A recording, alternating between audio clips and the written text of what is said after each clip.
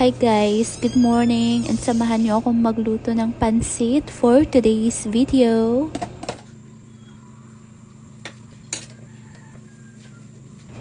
Ato sang pakupsan atong karni guys para lami siya ug mupula-pula siya. Wala pa nato nalunod ang mga lamas tiraa kaya ato sang paprituho ng atong karning baboy.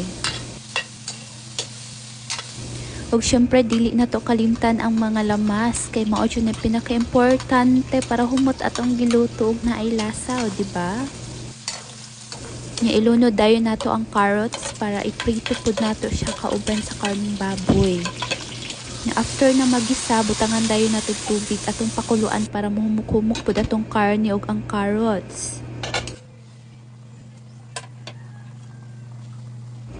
Siyempre, atong main ingredients, putangan dayon natog oyster sauce. And pwede na ilunod ang pansit kay mo na atong main event.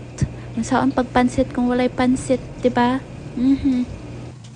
Pag humanog lunod sa mga pansit, diha pa na ako timplahan og tuyo. Kailangan dyan na siya timplahan og tuyo para na-appreciate color and mulasa po siya, diba? Then liquid seasoning, ayaw dyan kalimot kay para pandagdag lasa na sa ato ang pansit. So, mikos-mikos lang nato na para ma-mix ang lasa, o diba?